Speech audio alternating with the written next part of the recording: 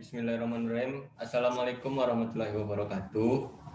Kami dari kelompok 3 akan mempresentasikan tugas besar PBS 3 yang mana anggotanya ialah pertama Afrialdi, saya sendiri, yang kedua Miftahul Dana, yang ketiga Mitra Sari.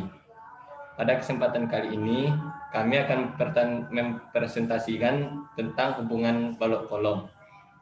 Yang mana untuk pertama mungkin Mitra Sari akan menjelaskan syarat dan ketentuan hubungan balok kolom. Kepada Mitra dipersilakan.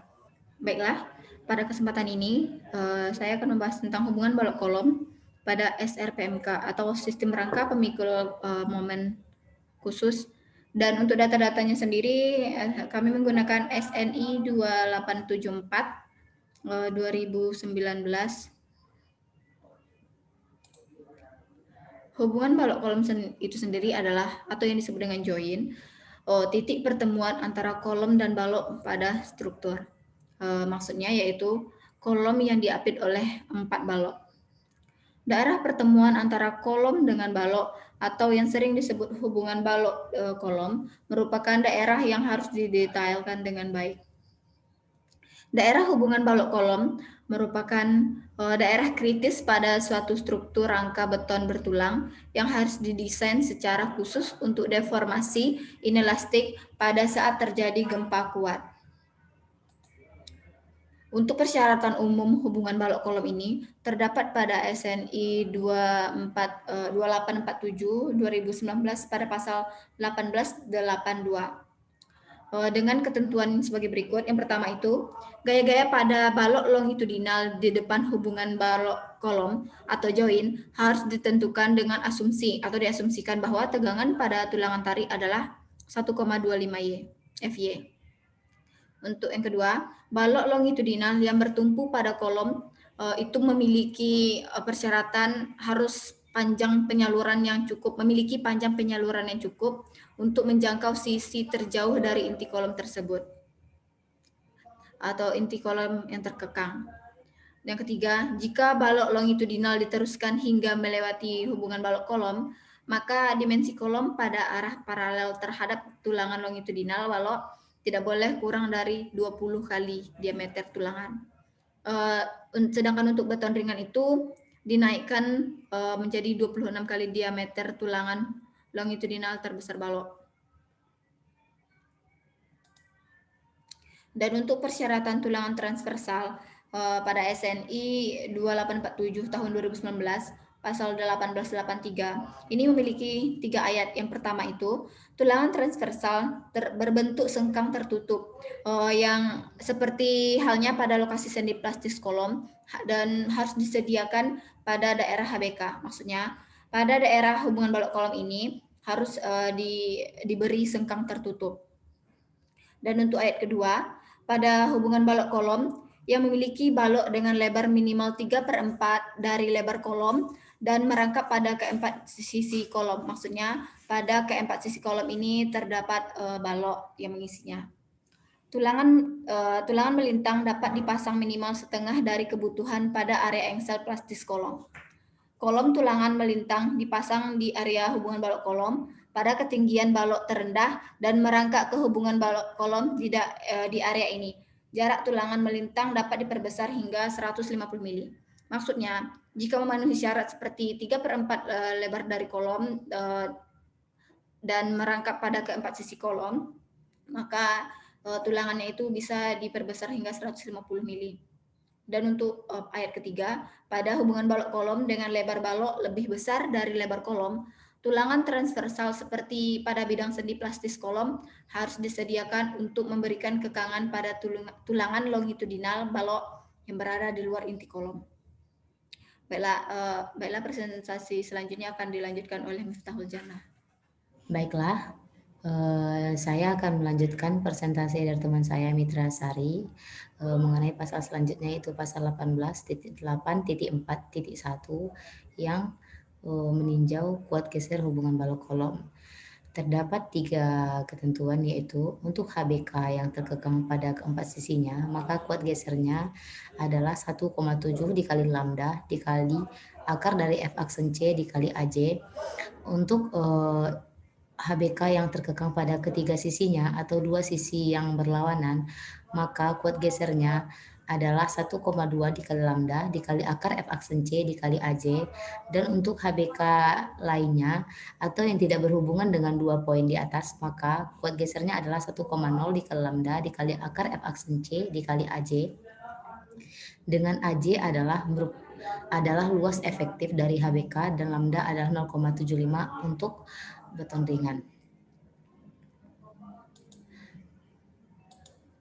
Pasal selanjutnya yaitu pasal 18.8.4.2 yang menyatakan suatu balok yang merangka pada suatu HBK dianggap mampu memberikan kekangan jika setidaknya 3/4 muka HBK tersebut tertutupi oleh balok yang merangka ke HBK tersebut.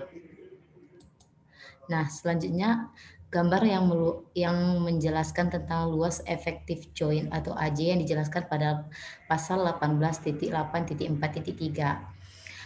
Luas AJ merupakan hasil dari pengkalian antara tinggi join dan lebar efektif join.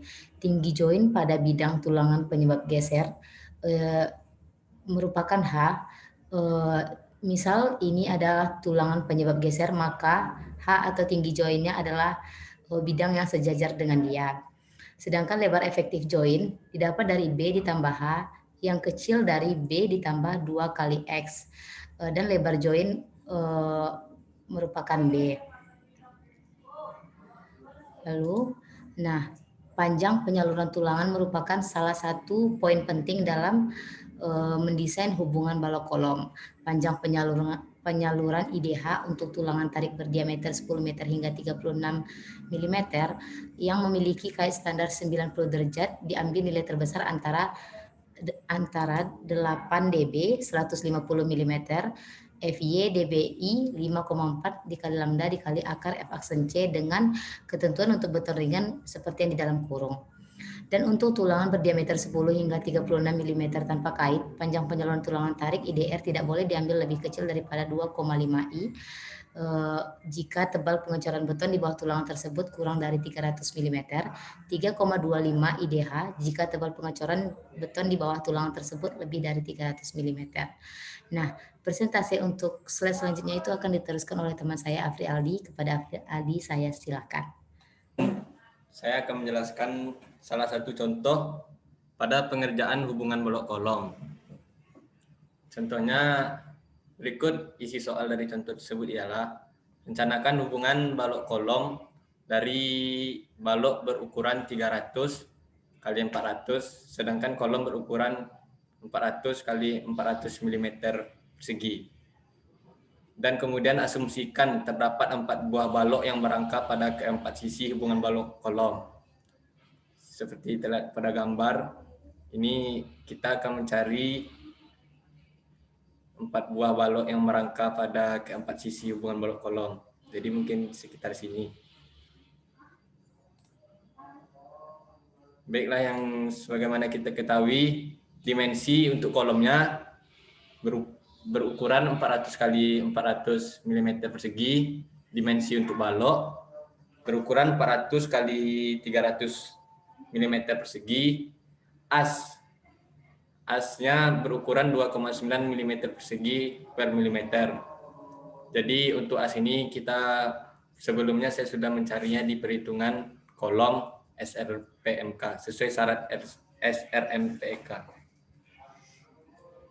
Yang pertama, untuk menentukan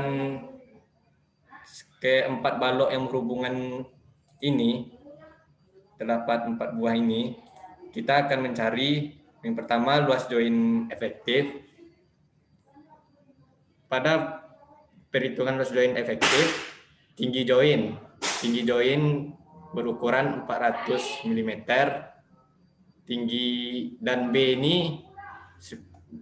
ini lebar dari ini join kolom juga berukuran 400 mm persegi. Luas join efektif itu sama dengan lebar tambah tinggi join. Jadi luas joinnya 800 mm persegi. Setelah mendapatkan luas join, kita cari nilai X-nya. Untuk nilai X, itu cara mencarinya ialah tinggi join dikurang lebar join dibagi 2. Maka didapatkan hasilnya 0 mm. Kemudian untuk lebar join efektifnya ialah 400 ditambah 400 sama dengan 800 mm sama dengan perhitungan di atas. Jadi kecil dari B ditambah 2X itu untuk mencari nilai AJ-nya didapatkan 400 mm. Kemudian untuk mencari AJ-nya ialah luas join efektif dikali lebar join efektif. Jadi untuk luas kita sudah dapatkan hasilnya, dan lebar juga kita dapatkan hasilnya ialah 400 ditambah 800. Ini 400 mm ditambah 800. Maka hasilnya 320.000 mm persegi. Tulangan transversal. Tulangan transversal sebagaimana kita ketahui bahwasanya di sini terdapat 4 balok yang merangkap pada sisi HBK 1 2 3 4. Maka untuk perhitungan selanjutnya, lebar balok ini berukuran 400 menutupi 3/4 kolom. Seperti yang kita lihat, kalau bisa diperbesar di sini, lebar balok ini dia akan menutupi 3/4 kolom. Kalau lebih didetailkan, mungkin kita dapat melihat tulangan dari balok itu dia akan mengambil 3/4 dari lebar kolom tersebut. Dan ke setiap sisi ini, sini 3/4, sini 3/4, 3/4, 3/4. Makanya untuk rumusnya 3/4 dikali 300 sama dengan 225. Mohon maaf, ini lebarnya 300. Nah. Jumlah tulangan transversal dapat diambil setengah dari kebutuhan tulangan transversal pada daerah sendi plastis kolom. As per S sama dengan 0,5 dikali 2,9 sama dengan 1,44. Jadi untuk perhitungan S ini, saya sudah membuatkan perhitungannya sebelumnya di perhitungan kolom, tetapi tidak saya terangkan di sini soalnya lumayan panjang. Jadi saya langsung ambil nilai as per S-nya itu 1,44. Jarak tulangan transversal boleh diambil 150 mm. Jadi jarak antar tulangan transversalnya itu boleh diambil 150 mm sehingga asnya itu sama dengan 150 dikali 1,44. 1,44 ini dari hasil di atas tadi, maka didapatkan nilai 216 mm pangkat 2.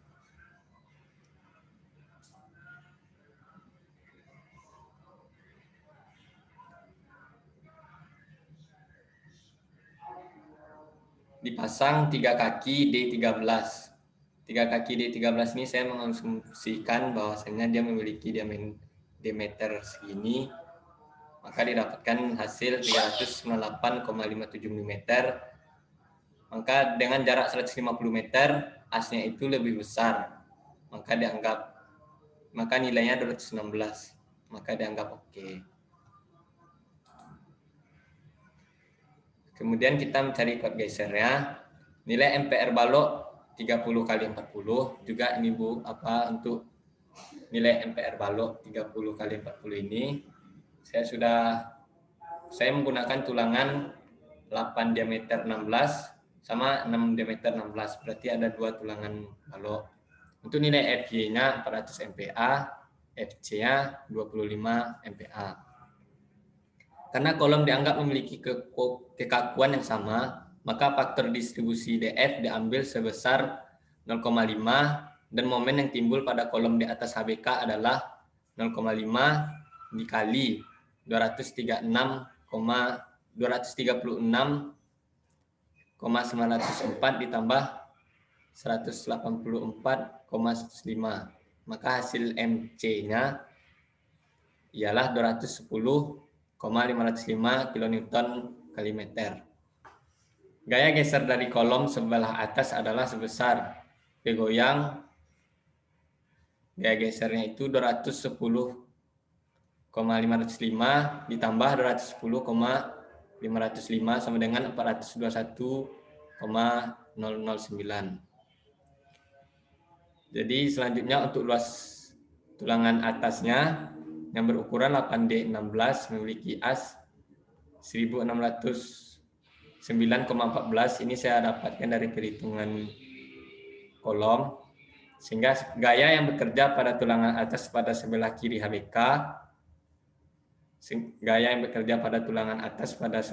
HBK, ialah T1 1,25 dikali as kali FY.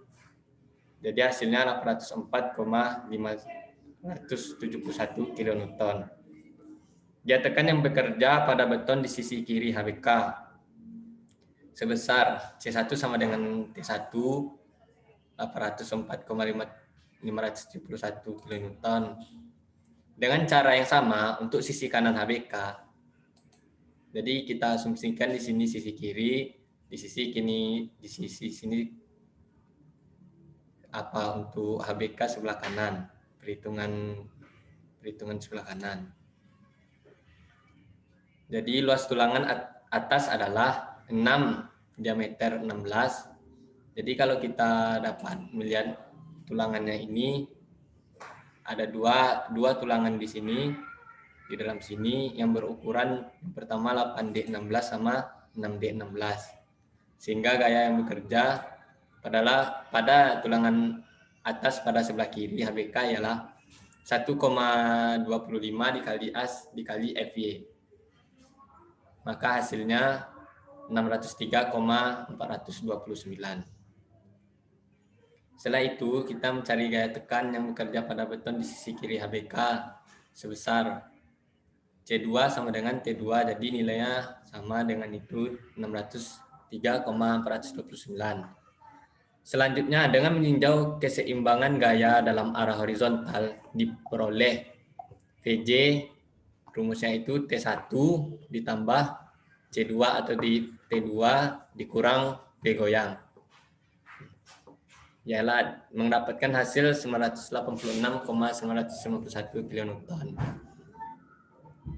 Kuat geser dari HBK yang dikekang ke 4 sisinya Vn sama dengan 1,7 akar F aksen C kali AJ sesuai rumus dari persyaratan sebelumnya.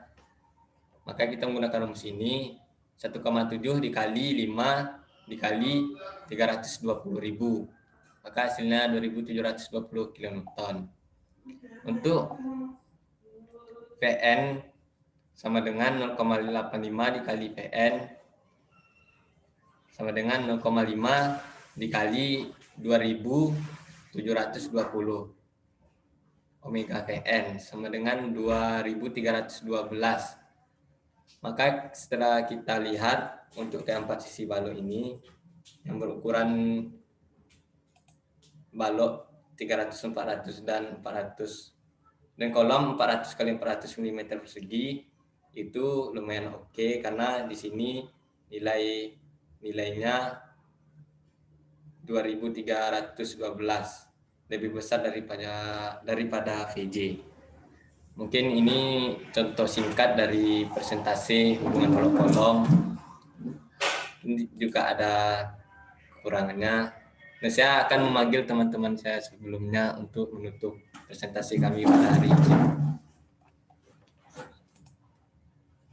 Baiklah, mungkin sekian presentasi kami pada tugas besar perancangan bangunan sipil 3 oleh kelompok 3. Jikalau ada kekurangan dan kesalahan, kami mohon maaf. Sekian, wabillahi taufiq wal hidayah. Wassalamualaikum warahmatullahi wabarakatuh. Terima kasih.